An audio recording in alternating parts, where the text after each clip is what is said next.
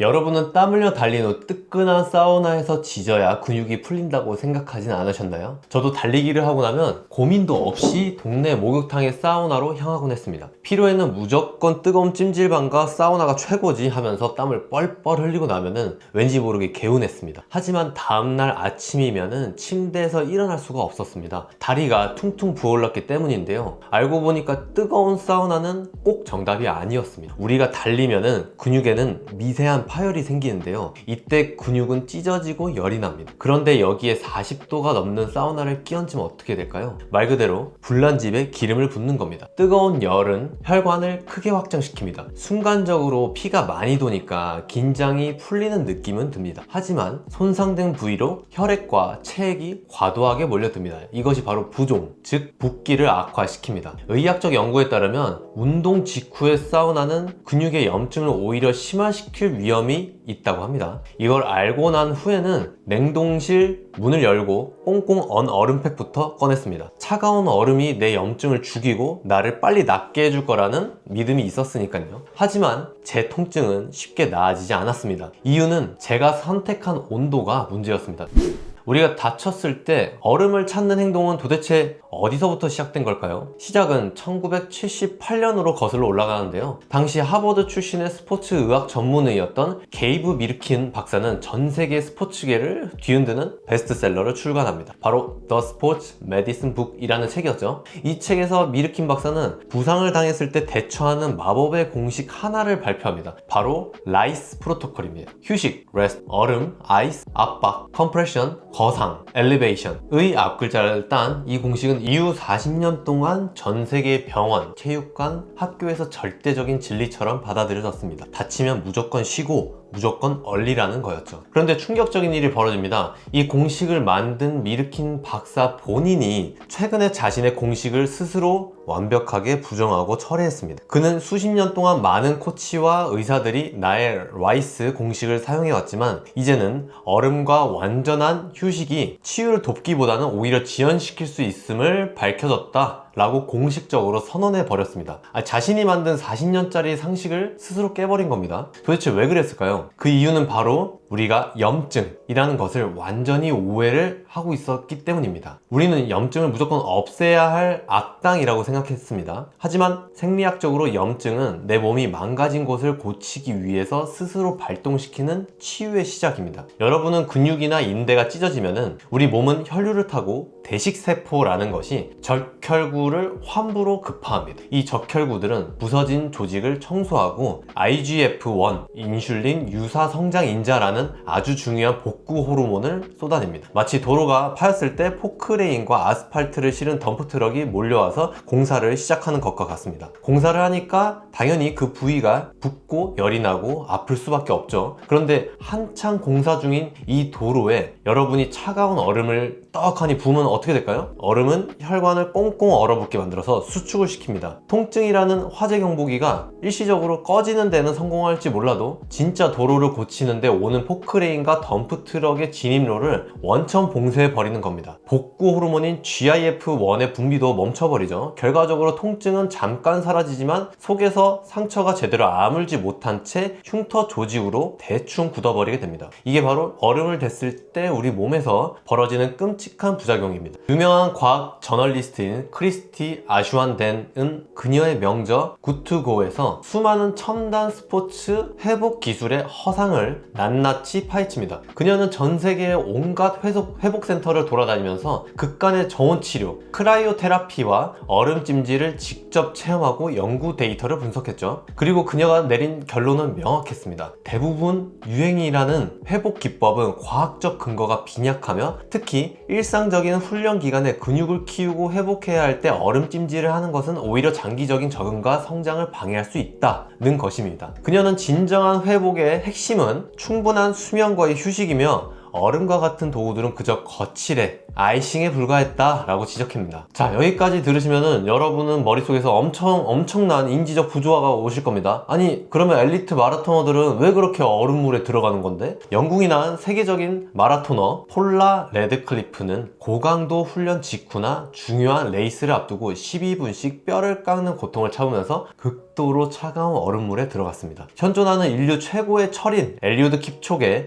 역시 지루할 만큼 반복적인 훈련을 소화하면서 주간 루틴으로 빼놓지 않는 것은 아이스베스, 얼음물 목욕을 합니다. 방금 전까지 얼음이 회복을 방해한다고 해놓고 세계 최고의 선수들은 왜 얼음물에 몸을 던지는 걸까요? 이 지점이 바로 오늘 영상의 가장 핵심적인 예측 오류이자 우리가 통증과 회복을 다루는 관점을 완전히 뒤집어줄 하이라이트가 됩니다. 집중해주세요. 우리가 일상에서 무릎이 아플 때 국소적으로 얼음팩을 대는 것과 엘리트 선수들이 전신을 차가운 물에 담그는 것은 목적과 원리가 180도 다릅니다. 이들은 찢어진 근육을 물리적으로 붙이기 위해서 얼음물에 들어가는 게 아닙니다. 이들은 바로 뇌와 신경계를 해킹하기 위해서 들어가는 겁니다. 자, 여기서부터는 진짜 실전입니다. 무조건 얼음을 피하는 것이 아니라 상황에 맞게 100% 효과를 뽑아내는 적당한 냉기요법, 올바른 저온요법인 거죠. 의 세 가지 법칙을 상세하게 알려드리도록 하겠습니다. 케네스 나이트 박사의 저서 스포츠 부상 관리에서 크라이오 테라피에서 강조하듯이 냉기요법은 염증을 없애는 게 아니라 극한의 통증을 조절하고 신경을 리셋하는 정교한 도구로 써야 됩니다. 이 원리만 아셔도 여러분은 어설픈 전문가보다 100배 낫습니다. 첫째, 찢어지고 삔 급성 부상에서는 딱 15분 젤팩을 사용하세요. 달리다가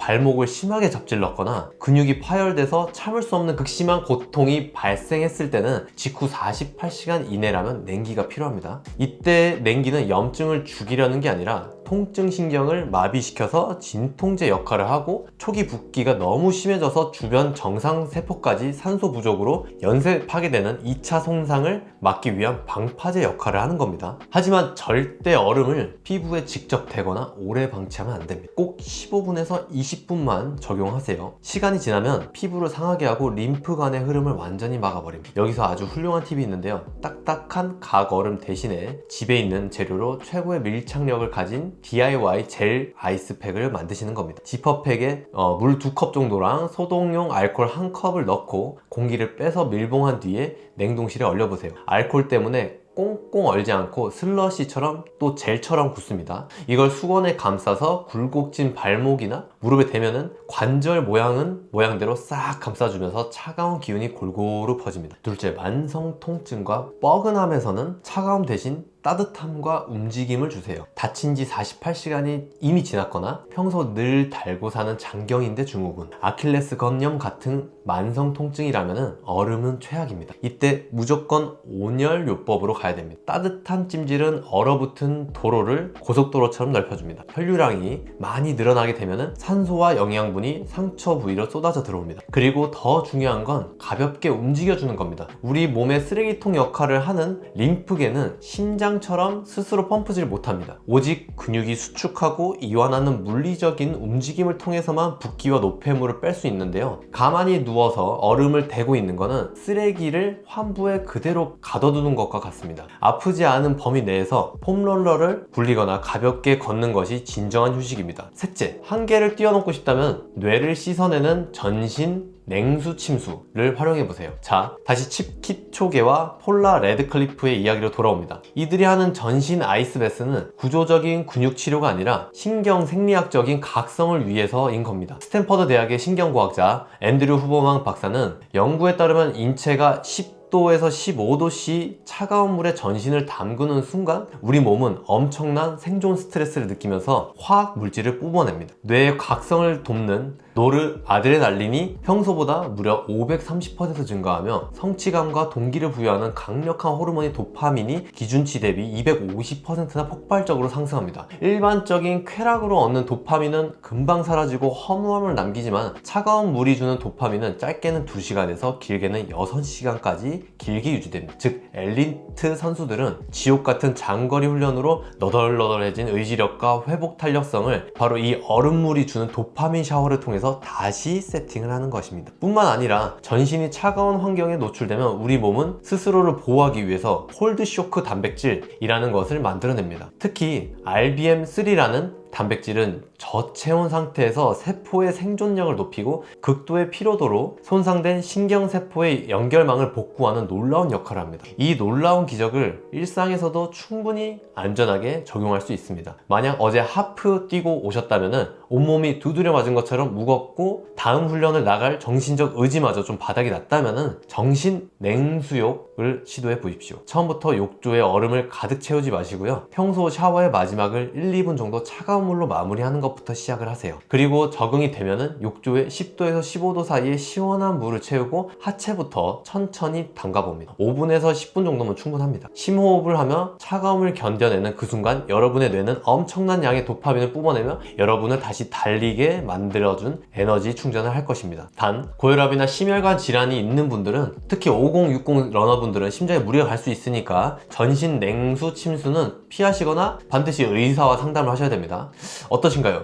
이제 우리는 무작정 얼음에 기대지 않습니다. 급성 부상에는 아주 짧고 영리하게 젤 아이스팩으로 통증만 제거하고, 며칠 지난 뻐근함에는 따뜻한 온기로 혈류를 뚫어주며 정신적인 한계에 부딪혔을 때는 과감히 찬물 샤워로 뇌를 깨울 것입니다. 내 몸이 고장난 게 아닙니다. 염증은 열심히 공사를 하고 있다는 뜻으로 가장 믿음직한 신호가 됩니다. 여러분의 몸에 그 따뜻하고 강력한 치유 능력을 온전히 믿으시면 됩니다. 오늘 배운 이 원리를 다음 달리기 후에 회복에 꼭 한번 적용해 보시길 바랍니다. 지금까지 여러분의 건강한 러닝 라이프를 원하면 뛰면 왜 아파였습니다. 오늘 영상이 여러분의 길고 즐거운 러닝에 도움이 되셨다면 구독과 좋아요 잊지 마시고 다음 영상에서 더 확실한 회복 비법으로 찾아오겠습니다. 감사합니다.